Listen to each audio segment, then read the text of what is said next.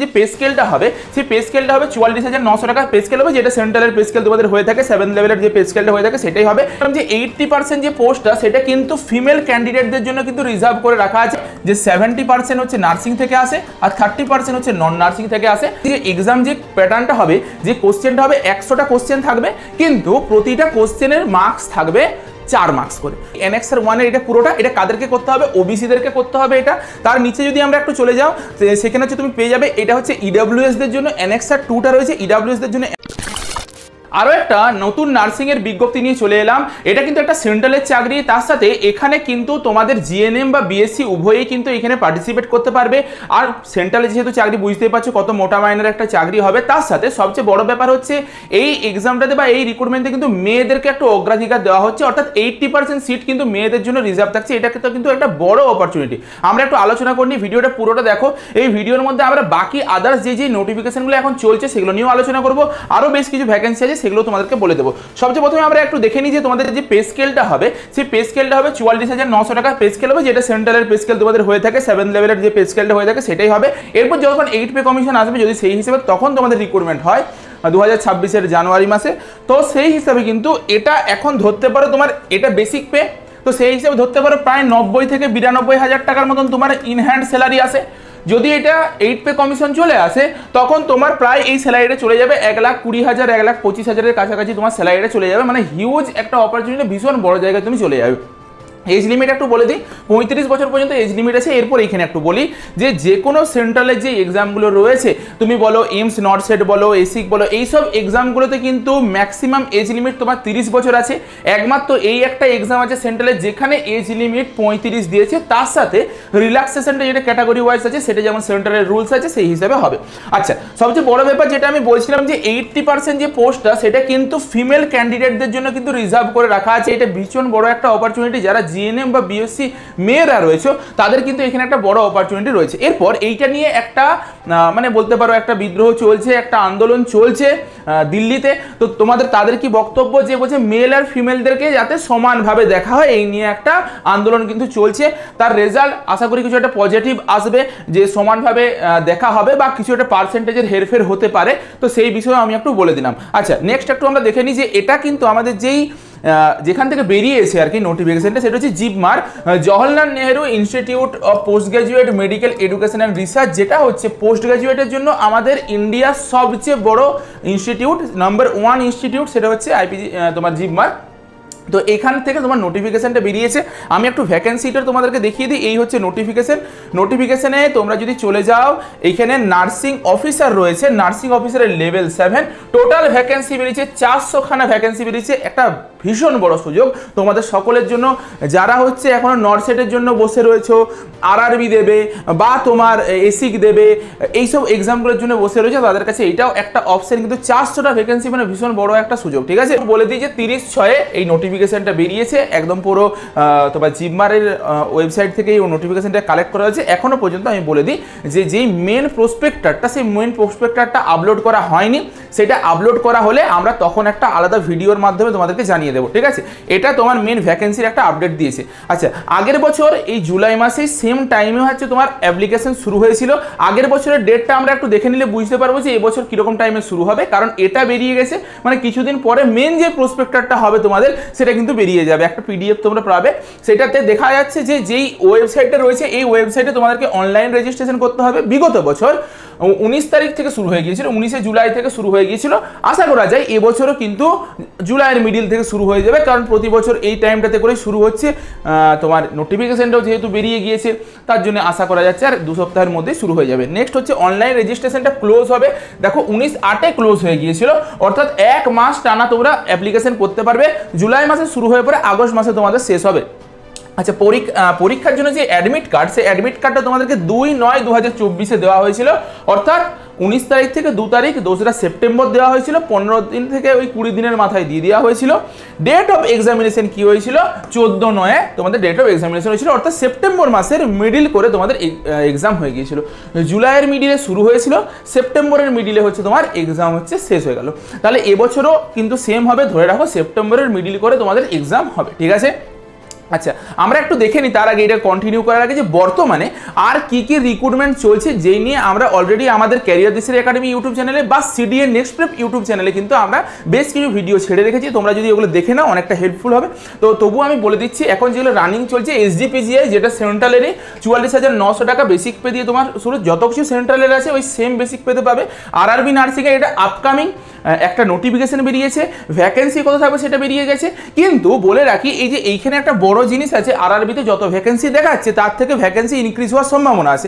এমনকি তোমাদের যে জিপমারের যে নোটিফিকেশনটা বেরিয়েছে, যেটা নিয়ে আমি আজকের ভিডিওটা বলছি, সেখানেও কিন্তু স্পষ্টভাবে বলা আছে যে তোমার যেই নোটিফিকেশনে 400টা সিট লেখা রয়েছে এটা কিন্তু চেঞ্জ হতে পারে, বেড়ে যেতে পারে, ঠিক আছে? তো সেটা তখন পরবর্তী সময় যে ফাইনাল নোটিফিকেশন বেরোবে তখন আমরা দেখতে পাবো। আচ্ছা, জিএমসিএইচ চণ্ডীগড়ে কিন্তু চলছে, এই নিয়ে আমি একটু আলোচনা করে দিই, এটা নিয়ে তোমরা অনেকে জানো না।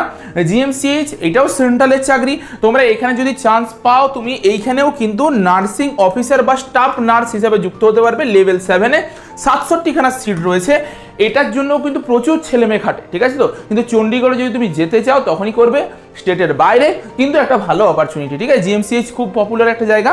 তার আগে বলে দিই, ডিভিসিতে আর সেলে দুটোতেই কন্ট্রাকচুয়াল চাকরি চলছে। ডিভিসিতে বেতন হচ্ছে তোমার 22,600 টাকা, আর সেলে হচ্ছে 17,800 টাকা তোমার স্যালারি রয়েছে।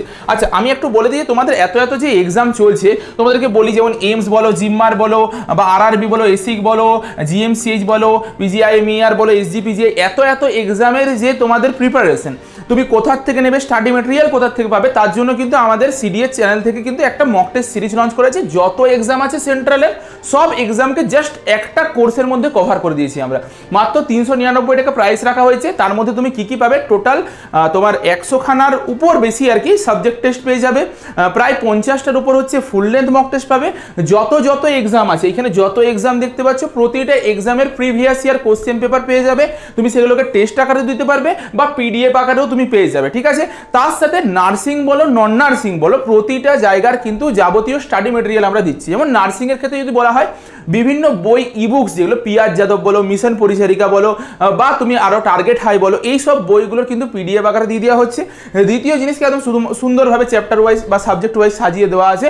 আর নন নার্সিং এর ক্ষেত্রে তুমি ইংলিশ বলো, লজিক্যাল রিজনিং বলো, ম্যাথামেটিক্স মানে অ্যাপটিটিউড বলো, জেনারেল সায়েন্স বলো, জেনারেল ইন্টেলিজেন্স বলো, প্রতিটা জিনিসকে একদম কভার করা হচ্ছে। ইভেন কোন এক্সাম থেকে পিওয়াইকিউ এসছে, সেই পিওয়াইকিউগুলো নন নার্সিং এর ক্ষেত্রেও আমরা দিয়ে দিচ্ছি, ঠিক আছে? তো এটা কিন্তু একটা তোমাদের গ্রেট অপরচুনিটি। মাত্র 399 টাকা তোমার কাছে 1 বছর এটা ভ্যালিড থাকবে, 1 বছর পর্যন্ত তুমি এখানে সব এক্সেস পাবে। তার সাথে দুনিয়ার যত এক্সাম হয় আমাদের ভারতবর্ষের, প্রতিটা এক্সামের মক টেস্ট পাবে, একটা আলাদা তুমি একটা টেস্ট পাস পেয়ে যাবে, সেখান থেকে তুমি মক টেস্ট দিতে পারবে। যত এক্সাম হয়, সেন্ট্রাল বলো, স্টেট লেভেলের বলো, প্রতিটা এক্সামের কিন্তু তুমি প্রিভিয়াস ইয়ার কোশ্চেন পেপার পেয়ে যাবে, এমনকি তোমার যাবতীয় মক টেস্টগুলো ওখান থেকে দিতে পারবে। এটার সাথে ওটা ফ্রিতে পাবে। আর যারা এটা নেবে তাদেরকে আর আরআরবি আলাদাভাবে নিতে হবে না, আরআরবি এর মধ্যে ইনক্লুড থাকবে, ঠিক আছে?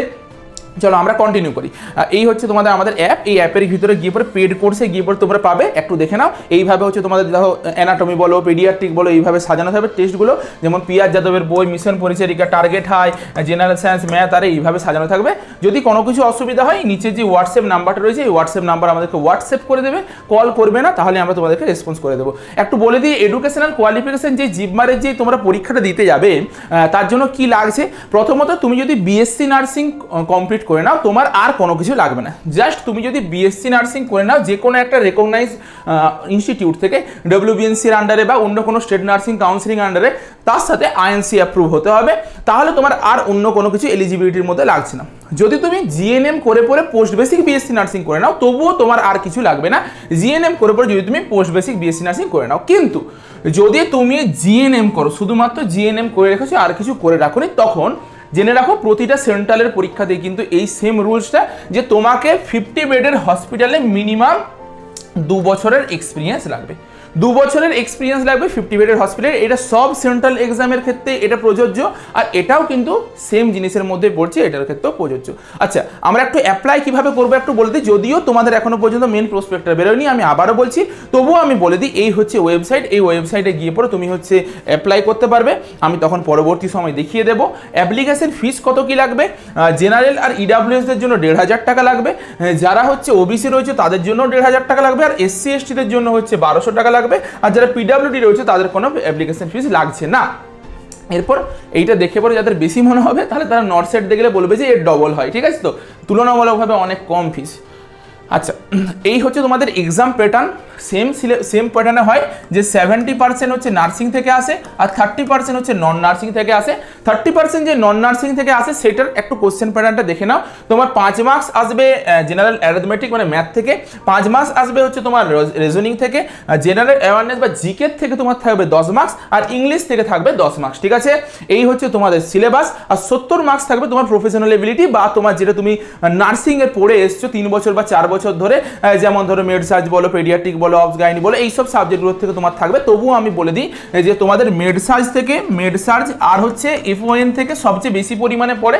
তার সাথে তুমি ধরতে পারো পেডিয়াট্রিক নার্সিং আর অবস গাইনির থেকেও পড়ে থাকে। মানে এই যে এই 4টা পার্ট থেকেই প্রায় ধরে নিতে পারো তোমার 70%-এর মতন কোশ্চেন কভার করে নেয়, ঠিক আছে? এই যে 70 মার্কসের মধ্যে 70%, 60 to 70% মেড সার্জ ফাউন্ডেশন থেকে বা হচ্ছে পেডিয়াট্রিক আর অবস গাইনির থেকে কভার করে নেয়, বাকিগুলোর থেকে 30% থাকে। এগুলোর থেকে বেশি ওয়েটেজ থাকে, সেটাও আমি তোমাদেরকে বলে দিলাম। আচ্ছা, ঠিক আছে? আচ্ছা, এইটা একটু বলে দিই যে এক্সাম যে প্যাটার্নটা হবে, যে কোশ্চেনটা হবে 100টা কোশ্চেন থাকবে, কিন্তু প্রতিটা কোশ্চেনের মার্কস থাকবে 4 মার্কস করে, 4 করে প্রতিটা কোশ্চেনের মার্কস। যদি ভুল হয় তাহলে নেগেটিভ মার্কিং কত হবে? 1 করে তোমার নেগেটিভ যাবে, অর্থাৎ 1/4 নেগেটিভ মার্কিং তোমাদের রয়েছে।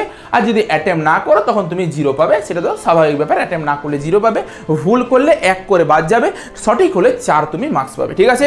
আচ্ছা, এক্সাম সিটি কি কি পড়বে আমাদের যেটা দরকার, আমাদের কলকাতাতে এক্সাম সিটি দেওয়া রয়েছে, এক্সাম সেন্টার রয়েছে, আমরা কলকাতাতে গিয়ে পরে এক্সাম সেন্টার পেয়ে যাবো, নয়তো এই বাকিগুলো রয়েছে এক্সাম সেন্টার তুমি দিতে পারবে, ঠিক আছে? আচ্ছা, আর হচ্ছে আমাদের ডকুমেন্টস কি কি লাগবে, তোমার নিজের আইডেন্টিটি একটা কার্ড লাগবে, আধার কার্ড, ভোটার কার্ড বা প্যান কার্ড লাগবে, তোমার এক্সপিরিয়েন্স সার্টিফিকেট লাগবে। কাদের? যারা জিএনএম করেছো তাদের লাগবে, যারা বিএসসি করেছো তাদের কোনো এক্সপিরিয়েন্স সার্টিফিকেট লাগছে না, ঠিক আছে? তোমাকে যে কোনো একটা স্টেট নার্সিং কাউন্সিল থেকে যেটা পড়েছো তার রেজিস্ট্রেশন সার্টিফিকেট যেটা হয় সেটা তোমাদেরকে দিতে হবে, ডেট অফ বার্থ সার্টিফিকেট বা তুমি মাধ্যমিক বা কোনো কিছুর অ্যাডমিট কার্ড দেখাতে পারো, কাস্ট সার্টিফিকেট দেখাতে হবে। কাস্ট সার্টিফিকেটদেরকে মনে রাখবে ওবিসিদের ওবিসি এনসিএল দেখাতে হবে, আর ইডাব্লিউএসদের আর ওবিসি বা এসসি এসটি সবারকে একটা অ্যাপেন্ডিক্স ফিল আপ করতে হবে, মানে একটা ফর্ম ফিল আপ করতে হবে, আমি দেখিয়ে দিচ্ছি। তার সাথে মার্কশিট লাগবে, তুমি যে 3 বছর বা 4 বছর পড়াশোনা করেছো সেই মার্কশিটটা লাগছে, আর তোমার সিগনেচারে একটা পাসপোর্ট সাইজ ছবি লাগছে। তবে পাসপোর্ট সাইজ ছবিটা যখন তুলবে তোমাকে এরকমভাবে হাতে একটা স্লেট বা কাগজকে ধরে পরে ডেটটা তোমার নামটা লেখা থাকতে হবে, তা না হলে নেবে না, ঠিক আছে? তো রিসেন্ট ফটোগ্রাফ হতে হবে, একটা কাগজে বা স্লেটে তোমার নাম আর ডেট ধরে পরে তোমাকে ছবিটা তুলতে হবে, নতুন ছবি, সেটাকে আপলোড করতে হবে। আমি পরবর্তী সময় এটা দেখিয়ে দেবো। যেমন এখানে অ্যানেক্সার 1 দেওয়া আছে, তার নিচে তোমার এখানে রয়েছে এই অ্যানেক্সার 1 এর এটা পুরোটা, এটা কাদেরকে করতে হবে? ওবিসিদেরকে করতে হবে এটা। তার নিচে যদি আমরা একটু চলে যাও সেখানে হচ্ছে তুমি পেয়ে যাবে এটা হচ্ছে ইডাব্লিউএস দের জন্য অ্যানেক্সার 2টা রয়েছে, ইডাব্লিউএস দের জন্য অ্যানেক্সার 2 করতে হবে। তারও নিচে যদি তুমি চলে যাও অ্যানেক্সার 3 রয়েছে, যেটা এসসি এসটি দের জন্য করতে হচ্ছে, ঠিক আছে? তোমাদের নিজেদের সার্টিফিকেট তো লাগছেই, তার সাথে এটা তোমাকে যে কোনো গ্রুপ এর অফিসারের কাছ থেকে তোমাকে এটা সাইন করিয়ে পরে এটাকে আপলোড করতে হবে, ঠিক আছে? এই ফরম্যাটেই আপলোড করতে হবে, নয়তো আদারওয়াইজ কোনো ফরম্যাট নেবে না। আর দ্বিতীয় জিনিস কি, যে সব ক্যাটাগরিদের যে আপলোড করতে হবে এমন কোনো মানে নেই। তুমি চাকরি পাওয়ার পর তোমার সিলেকশন হওয়ার পর এটা আপলোড করলেও চলবে, ঠিক আছে? উইদিন 1 ইয়ারের মধ্যে থাকতে হয়, তো সেটা পরবর্তী সময় করলেও হবে। যদি তোমার ফর্ম ফিল আপের সময় লাগছে তখন তুমি করাবে, আদারওয়াইজ তোমার করার দরকার নেই, এখন পরবর্তী সময়তে করলেও হবে, ঠিক আছে? এটা ছিল আজকের পুরো ডিটেলস। আশা করি ভিডিওটা দেখে পরে অনেকটা হেল্প পেয়েছো। তোমাদের বাকি সকল বন্ধুদের সাথে এই ভিডিওটা শেয়ার করে দাও। দেখা হচ্ছে একটা নতুন ভিডিওতে।